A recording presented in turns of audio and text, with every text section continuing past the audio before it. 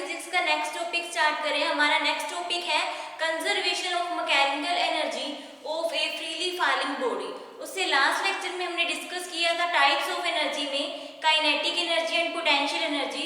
Kinetic energy किसके कारण होती है? अगर कोई भी बॉडी हमारी मोशन में है तो that term is said to be kinetic energy. तो वो हमने बोला था क्या है? Kinetic energy. उसका हमने फॉर्मूला भी डिस्कस किया था। Kinetic energy is equal to half M V square और उसकी ऐसे यूनिट भी डिस्कस की थी, that is equal to joule. SI unit of kinetic energy is joule. So next हमने उसकी डेरिवेशन पढ़ी थी काइनेटिक एनर्जी की। और नेक्स्ट टॉपिक हमने किया था पोटेंशियल एनर्जी। पोटेंशियल एनर्जी वो एनर्जी है जिसमें हमारी स्टेट और पोजीशन चेंज हो जाती है। अगर हमारा ऑब्जेक्ट किसी हाइट पर है, अपवर्ड या डाउनवर्ड, तो हमारी क्या होगी? उसमें पोटेंशियल एनर्जी लगेगी। So that term is said to be potential energy and the formula of potential energy is mgh where m is mass, g is gravity and h is height। तो हमने बोला था इसमें कि ये क्या हमारी पोटेंशियल एनर्जी, जिसमें अगर हमारी हाइट इंक्रीज हो रही है या डिक्रीज हो रही है किसी भी टाइम, तो वो हमारी क्या होगी? पोटेंशियल एनर्जी रिक्वायर होगी उसमें। सो हमने इसमें ऐसे यूनिट क्या पढ़ी थी? एनर्जी की क्या होती है? Joule.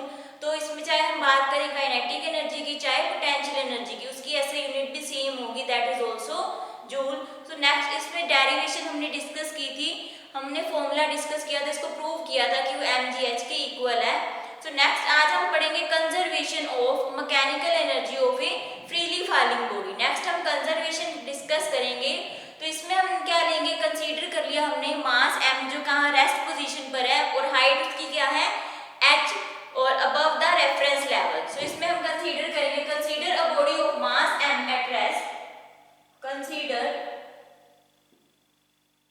a body of mass m at rest, a body of mass m। Consider किया हमने एक बॉडी का मास जो किस पोजीशन पर है? रेस्ट पोजीशन पर है। उसके बाद हमने क्या बोला? Let h be the height, let h be the height of the body, h be the height of the body above reference level, above reference level at position A, at position A। तो इसमें हमने क्या consider किया? एक हमने body का मास consider किया m, जो कौन सी पोजीशन पर है? रेस्ट पोजीशन पर है। कौन से पॉइंट पर? A पॉइंट पर। और हाइट उसकी क्या है? h। तो इसमें हम कंसीडर करेंगे A पॉइंट है, A पॉइंट है और नेक्स्ट हमारा क्या लेंगे हम? C point. इस पे हमारा क्या है? B पॉइंट और ये है हमारा C पॉइंट। तो ये पूरी हाइट हमने ले ली, ये क्या है? Height h। सो A से B तक का इसका डिस्टेंस क्या है? x और B से C तक का डिस्टेंस क्या होगा? अगर ये पूरी h है तो ये B से C तक का कितना होगा? That is equal to h minus x। So next इसमें हम बात करेंगे, नेक्स्ट ये जो ले लिया रेफरेंस लेवल पर A पॉइंट पर हमारी क्या होगी? काइनेटिक एनर्जी क्या होगी? 0। और ये हमने लिया A पॉइंट, 3 पॉइंट्स लिए A, B और C। हमने हाइट क्या ले ली? h ले ली और ये A से B तक का डिस्टेंस है x, तो B का कितना होगा? पूरी हाइट x है, इतना डिस्टेंस x है, तो B से C तक का कितना होगा? That is equal to h minus x। तो अब इसमें हम वेलोसिटी क्या लेंगे? So our velocity will be equal to,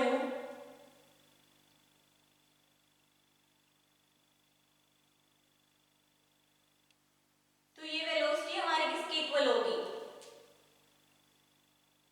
इसमें हमारी इनिशियल वेलोसिटी क्या होगी? इनिशियल वेलोसिटी इज 0 और पॉइंट इस पे कितनी होगी? vb। At point C our velocity is vc। So at point A our velocity is 0, u is equal to 0 and at point B our velocity is vb and at point C velocity is vc। so next हम क्या करेंगे? at position A, so हम बात करेंगे जब हमारी body क्या है? पोजीशन A पर है, at the position A,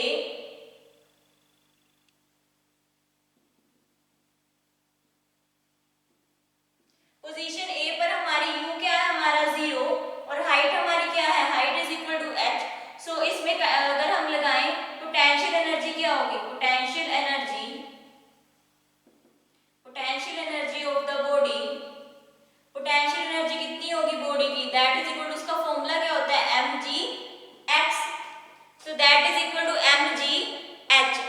h हमारी क्या है, पूरी हाइट, तो इसका फॉर्मूला क्या होगा, that is equal to mgh। और काइनेटिक एनर्जी से हम क्या निकालेंगे, काइनेटिक एनर्जी ऑफ बॉडी, तो काइनेटिक एनर्जी इसमें क्या हो जाएगी, जीरो, बिकॉज हमारी इनिशियल वेलोसिटी क्या है, zero, so kinetic energy is zero.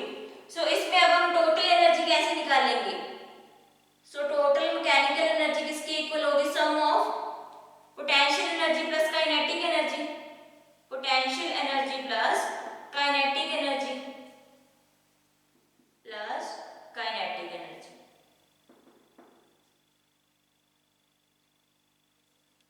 So potential energy है हमारी mgh और काइनेटिक एनर्जी है जीरो, सो टोटल हमारी एनर्जी कितनी आ गई, that is equal to mgh।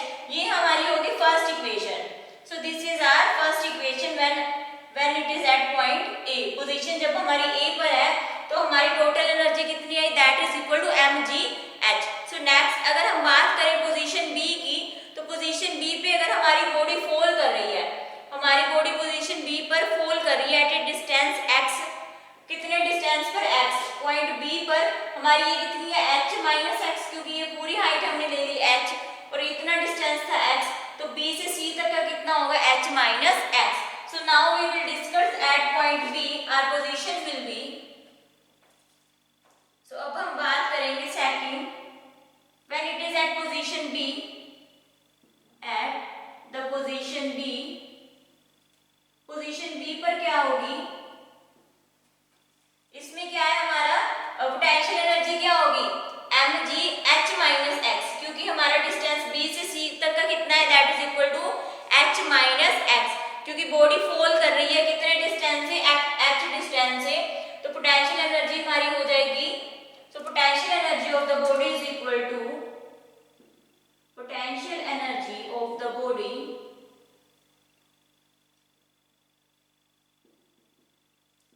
Potential energy कितनी होगी बॉडी की, that is equal to mgh minus x, ये होगी हमारी पोटेंशियल एनर्जी।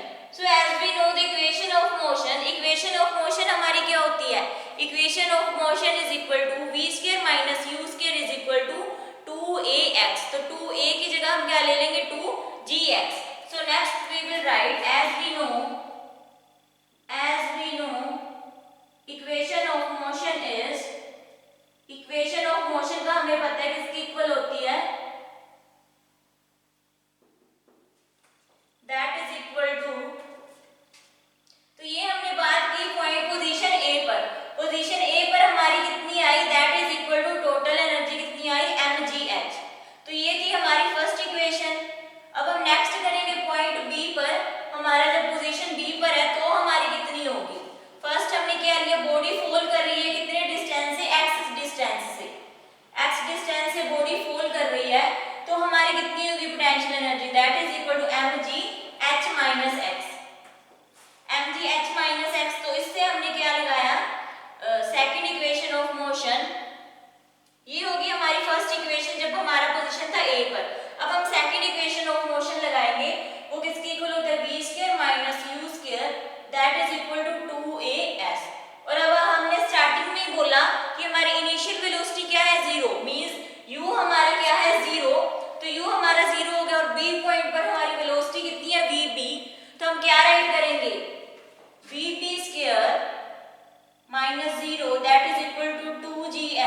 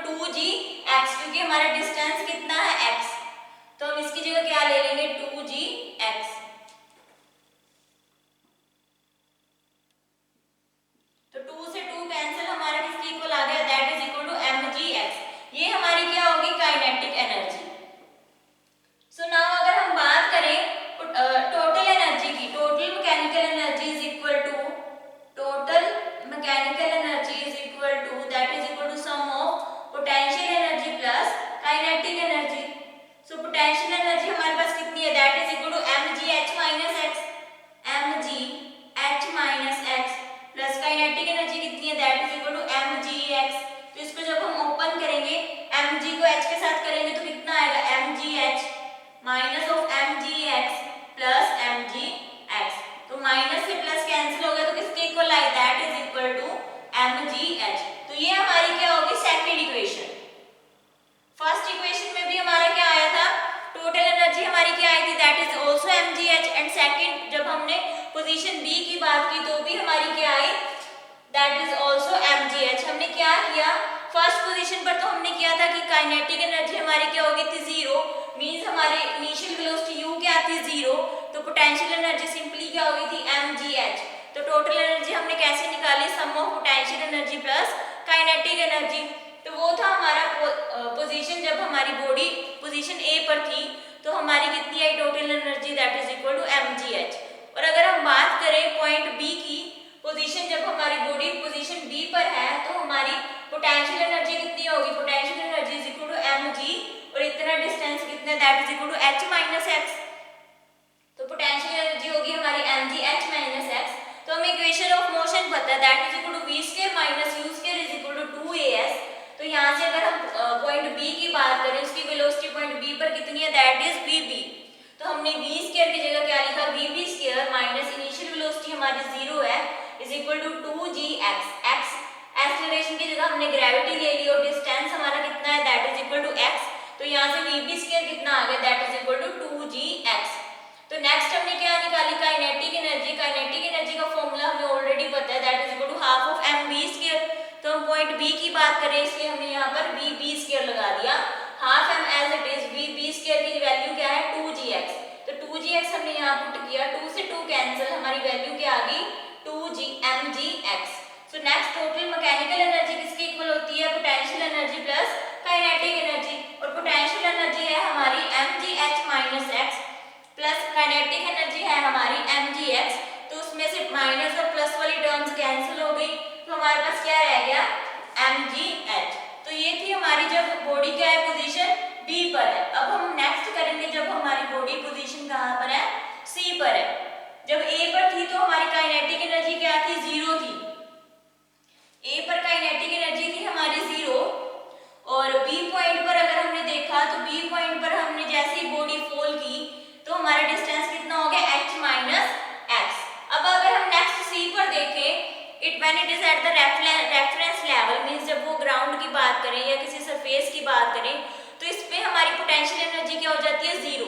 बिकॉज अगर हमारी हाइट इंक्रीज होती है तो पोटेंशियल एनर्जी 0 नहीं होती। अगर पोटेंशियल एनर्जी डिक्रीज होती है मींस वो किसी सरफेस पे है या ग्राउंड पर है तो पोटेंशियल एनर्जी क्या हो जाएगी, 0। सो अगर हम लिखें इस पे, when the body is at position C, so the height above the ground may be regarded as 0। तो पोटेंशियल एनर्जी इससे क्या हो जाएगी, 0 हो जाएगी। So next at position C, at position C,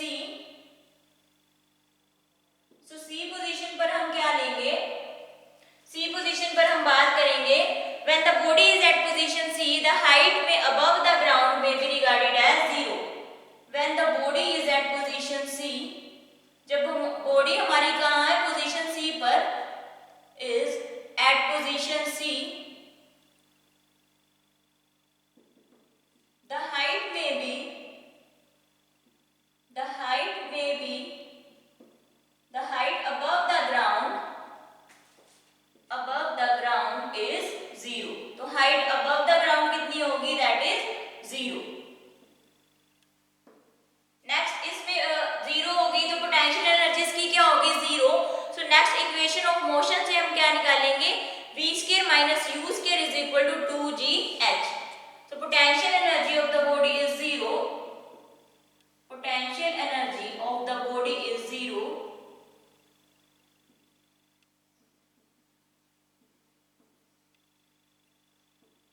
so as we know the equation of motion is, ये हमें पता है इक्वेशन ऑफ मोशन क्या होती है हमारी, equation of motion is v square minus u square is equal to 2g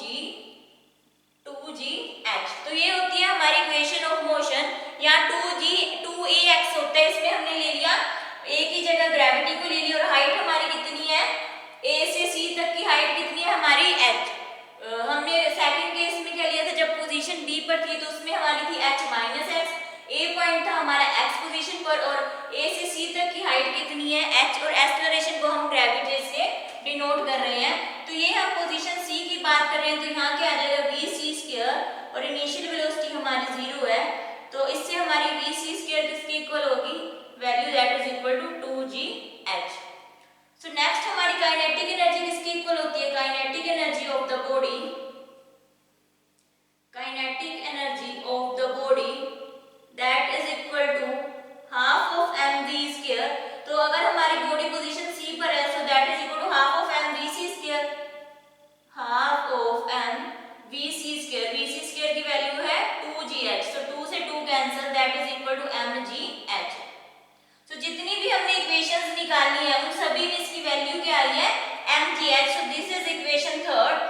सो इसका मतलब क्या है, जब हमने पॉइंट पोजीशन a की बात की तो भी उसमें वैल्यू क्या आई थी mgh, पोजीशन b की बात की तो भी उसमें टोटल एनर्जी हमारी कितनी आई mgh, और पॉइंट c पर भी टोटल एनर्जी कितनी आई mgh। सो इसका मतलब क्या है, so from this three equations it is clear that sum of kinetic energy and potential energy जब फ्रीली फॉल करती है तो वो क्या आ जाएगी, उसकी पोटेंशियल एनर्जी डिक्रीज कर जाएगी और काइनेटिक एनर्जी इंक्रीज कर जाएगी, मींस टोटल मैकेनिकल एनर्जी इससे क्या रहेगी, कंजर्व्ड रहेगी। The sum of total mechanical energy remains conserved. So hence potential energy decreases, potential energy decreases and kinetic energy increases, and kinetic energy increases, potential energy हमारी decrease हो जाएगी और kinetic energy increase हो जाएगी जब body हमारी क्या है, फ्रीली फॉल करेगी। when the body is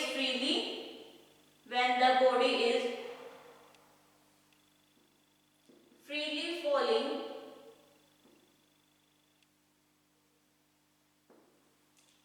तो उससे क्या प्रूव होता है, then the total mechanical energy remains conserved।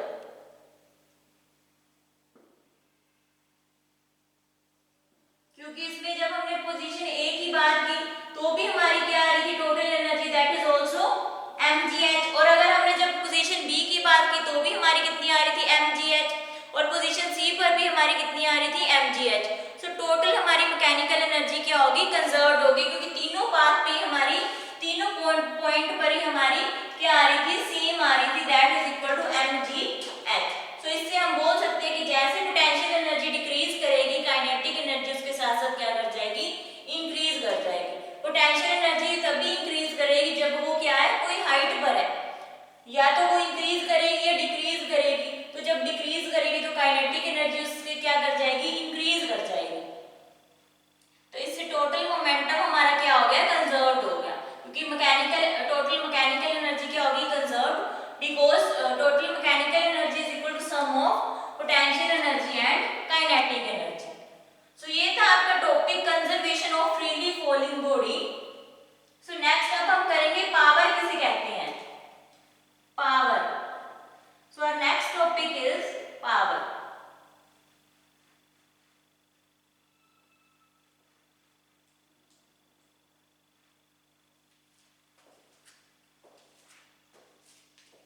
So we will discuss with our next topic that is power. Power की definition क्या है, the rate of doing work is called power. The rate of doing work is called power.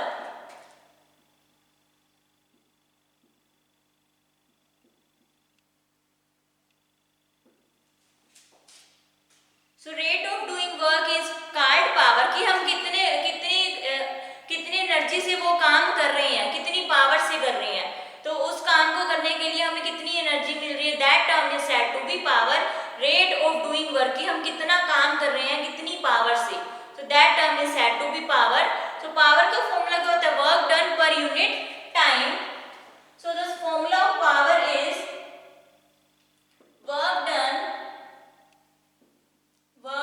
by time taken, कि हम कितना काम कितने time में कर रहे हैं वो उसको बोलते हैं पावर। कितनी एनर्जी के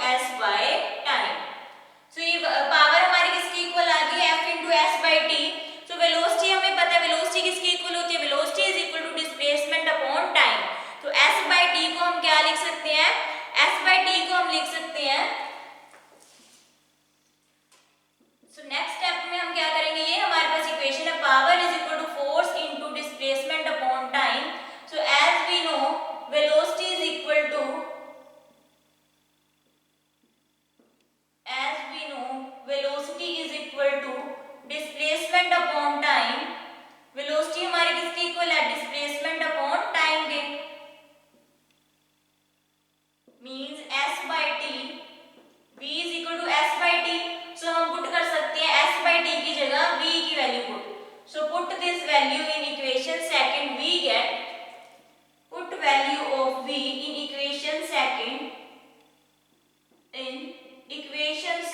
we get, तो इससे हमारी वैल्यू क्या आएगी, p is equal to f into v। तो इससे हमारी वैल्यू क्या आई p की, f इंटू v। तो ये आ गया हमारा पावर का formula, fp is equal to f into v। तो इससे हम बोल सकते हैं कि जितना ज्यादा हमारा टाइम स्मॉल होगा पावर उतनी ही क्या होगी, ज्यादा होगी। Smaller the time more will be the power. So ये है हमारा फॉर्मूला पावर का। नेक्स्ट अगर हम निकालें इसकी SI यूनिट्स, SI यूनिट क्या होती है, पावर की, वर्क की क्या होती है SI यूनिट, जूल। तो पावर की क्या होगी, F इंटू वी। पावर का फॉर्मूला हमने क्या लिखा है, F into S by T. तो इससे अगर हम निकालें इक्वेशन सेकंड से, तो फ्रॉम इक्वेशन सेकंड अगर हम निकालें पावर की डायमेंशंस SI यूनिट्स,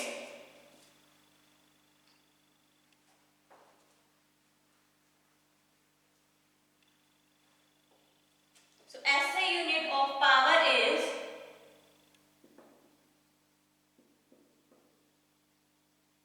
तो पावर का हमने फॉर्मूला लिखा from equation second, F into S by T. Force की यूनिट क्या होती है, न्यूटन, और डिस्प्लेसमेंट की क्या होती है, डिस्प्लेसमेंट की यूनिट क्या होती है, मीटर, और टाइम की क्या होती है, सेकंड। तो इसको कैसे लिख सकते हैं, न्यूटन मीटर पर सेकंड।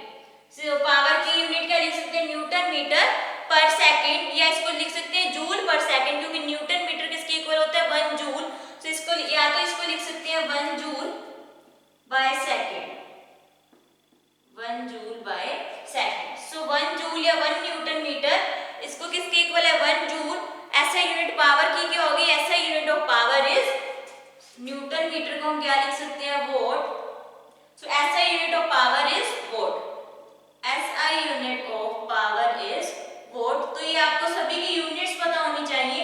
जैसे वर्क की यूनिट क्या होती है, जूल, फोर्स की यूनिट क्या होती है, न्यूटन, टाइम की यूनिट होती है सेकंड, और न्यूटन मीटर मिलकर क्या बना दिया, न्यूटन मीटर पर second, that is equal to watt. So इसको हम कैसे राइट कर सकते हैं, सो न्यूटन मीटर पर सेकंड और जूल पर second is called 1 watt.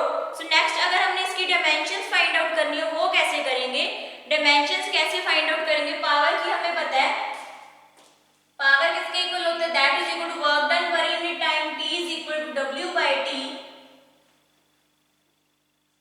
So as we know power is equal to work done per unit time, so P is equal to W by T।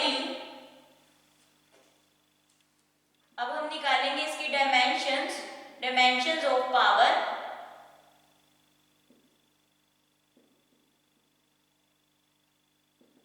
तो ये हमें फॉर्मूला पता है पावर का formula किसके इक्वल होता है, that is equal to work done per unit time, work done per unit time. तो इसको हम कैसे लिखते हैं, P is equal to W by T। तो ये हमने पढ़ा था वर्क की डायमेंशंस हमने डिस्कस की थी, किसके इक्वल होती है, M1 L2T minus 2, M1 L2T minus 2 by T।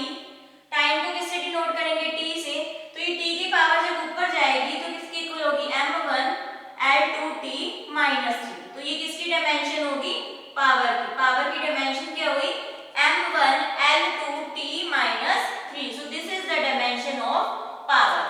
तो हमारी ऐसे ही डायमेंशन वर्क की क्या है, M1 L2T माइनस 2, और उसकी कितनी है, फोर्स की M1 L1T माइनस 2। तो ये सभी के आपको लर्न होनी चाहिए, तो सभी की डायमेंशंस आपको क्या होनी चाहिए, लर्न होनी चाहिए सभी की। सो बाकी का ये थी आपकी यूनिट थर्ड, ये आपकी यूनिट थर्ड कंप्लीट हो गई with the concept of power.